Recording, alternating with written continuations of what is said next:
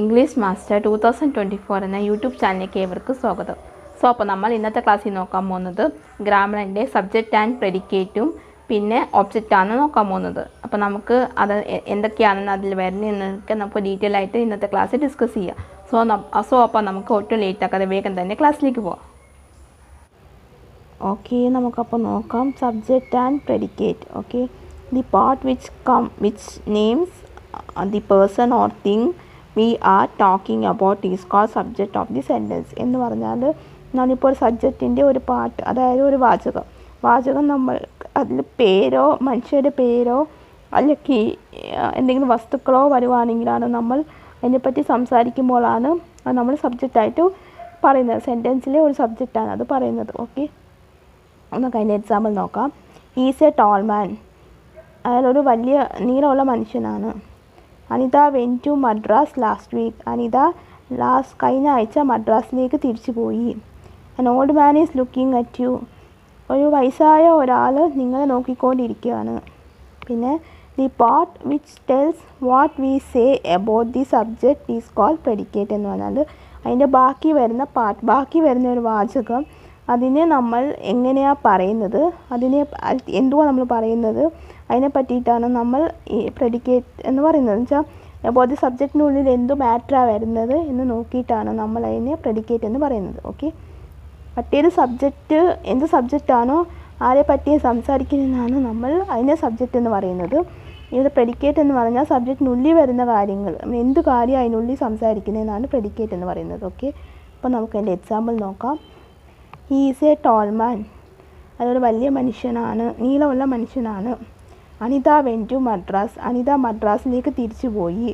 An old man is looking at you, ഒരു വയസ്സായ ഒരു മുത്തശ്ശൻ നിങ്ങളെ നോക്കിക്കൊണ്ടിരിക്കുകയാണ്. പിന്നെ if the sentence is comment the subject, sentence വന്നിട്ട് സബ്ജക്റ്റിനെ കമൻറ്റ് ചെയ്യുന്ന പോലെയാണ്. Is not used but it is understand, use ചെയ്യത്തില്ലെങ്കിലും നമുക്കത് മനസ്സിലാക്കാനായിട്ട് പറ്റും.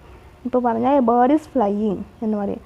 അപ്പോൾ a bird is subject, is flying ആണ് പ്രെഡിക്കേറ്റ് വരുന്നത്. Okay, my friend is willing to help you, my friend സബ്ജക്റ്റായിട്ട് വരും.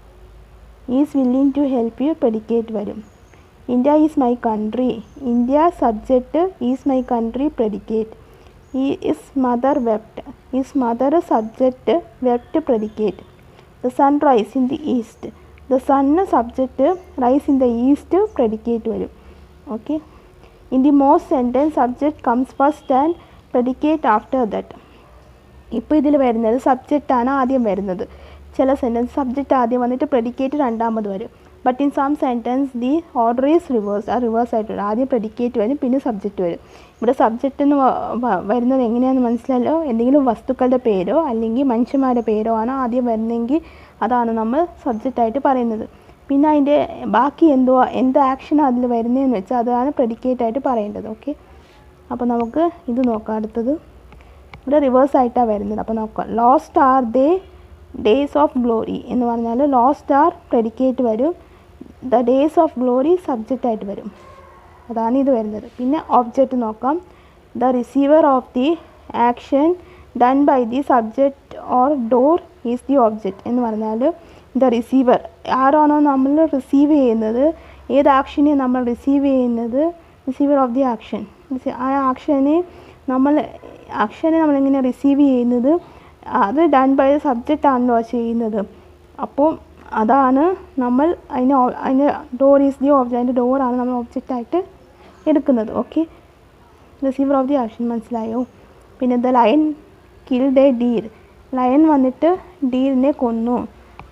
The police caught the thief, പോലീസുകാർ കള്ളന്മാരെ പിടിച്ചു. ഈ സൈറ്റിംഗ് എ പോയം, അവനൊരു കവിത എഴുതുകയാണ്. ഷീ ബ്രോട്ട് എ ബുക്ക്, അവളൊരു പുസ്തകം മേടിച്ചു. ഇനി അടുത്തത് നമുക്ക് നോക്കാം. Direct object and indirect object, അതിൻ്റെ എന്തൊക്കെയാണ് വരുന്നതെന്ന് നോക്കാം. Some transitive verb has two object, among the two one may be living object, whereas other may be a thing എന്ന് വെച്ചാൽ സം ട്രാൻസിറ്റീവ് വെർബിൽ വന്നിട്ട് രണ്ട് ഓബ്ജക്റ്റ് ആയിരിക്കും ഉണ്ടാവുക.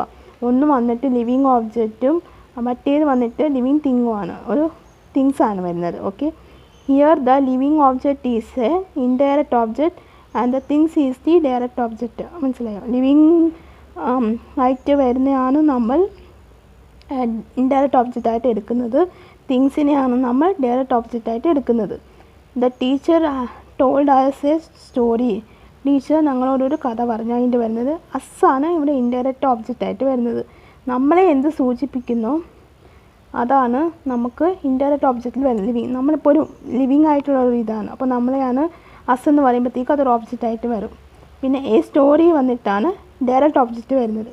സ്റ്റോറി എന്ന് വെച്ചാൽ അതൊരു തിങ് അല്ല, അത് പ്രത്യേകിച്ച് ഒന്നും ഇല്ലല്ലോ, അതുകൊണ്ട് അത് ഞാൻ അങ്ങനെ വരുന്നത്. ഇനി രണ്ടാമത്തെ example, his father gave him some money. അവൻ്റെ അച്ഛൻ അവനൊരു കുറച്ച് പൈസ കൊടുത്തു എന്നാണ്. അതിലെ ഹിം എന്ന് പറഞ്ഞാൽ നമുക്ക് മനസ്സിലാക്കാം അത് ഇൻഡയറക്റ്റ് ഒബ്ജക്റ്റിലാണ് വരുന്നത്, അതൊരു മനുഷ്യനാണ് സൂചിപ്പിക്കുന്നത്. പിന്നെ സം മണി എന്ന് പറഞ്ഞാൽ അത് പ്രത്യേകിച്ചില്ലല്ലോ, തിങ്സ് അല്ല, ഒരു വസ്തുവല്ലേ, അതിന് ഡയറക്റ്റ് ഒബ്ജക്റ്റ് എന്ന് വരും. പിന്നെ ദേ will show you A film, അവൻ നിങ്ങൾക്കൊരു സിനിമ കാണിക്കാം. യു ഇൻഡയറക്റ്റ് ഒബ്ജക്റ്റ് വരും, എ ഫിലിം ഡയറക്റ്റ് ഒബ്ജക്റ്റ്. മനസ്സിലായി? യു എന്ന് വെച്ചാൽ ജീവനുള്ളതിനാണ് യു. എ ഫിലിം എന്ന് വെച്ചാൽ അതിനില്ല, തിങ്സ് പോലെ, അപ്പോൾ അതിന് ഇൻഡയറക്റ്റ് ഒബ്ജക്റ്റ്. അപ്പോൾ നിങ്ങൾക്കിത് മനസ്സിലായെന്ന് ഞാൻ വിചാരിക്കുന്നു. ഓക്കെ, എനിക്ക് എന്തെങ്കിലും ഡൗട്ടോ കാര്യങ്ങളോ ഉണ്ടെങ്കിൽ നിങ്ങൾക്ക് തീർച്ചയായിട്ടും കമൻറ്റ് ബോക്സിൽ ചോദിക്കാവുന്നതാണ്. അതിനുള്ള റിപ്ലൈ ഞാൻ തരുന്നതായിരിക്കും. ഓക്കെ, നമുക്ക് പ്രാക്ടിക്കൽ ക്വസ്റ്റ്യനിലേക്ക് പോവാം. Practical question, subject and object രണ്ടിൻ്റെ ഉണ്ട്. A man is swimming.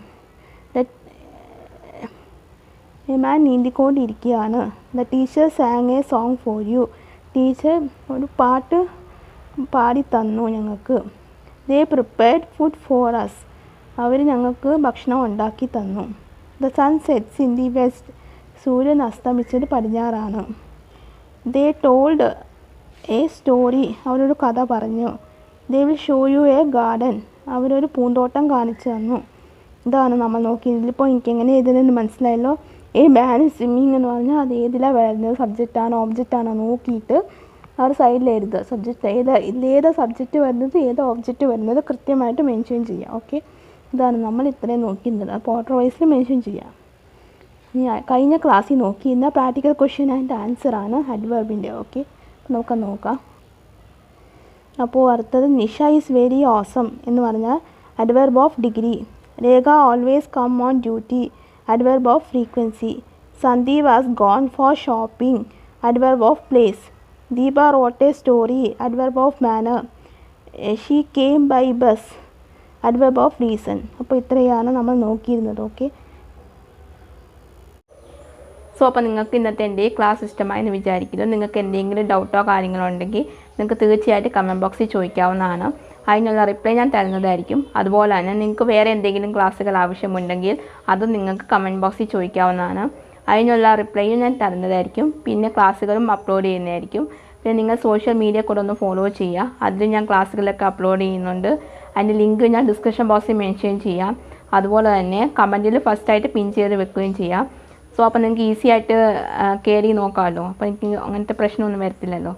അപ്പോൾ പിന്നെ അടുത്തതായിട്ട് ഞാൻ എൻ്റെ പുതിയൊരു യൂട്യൂബ് ചാനലും കൂടി സ്റ്റാർട്ട് ചെയ്തിട്ടുണ്ട്, കൊമേഴ്സ് മാസ്റ്റർ 2024.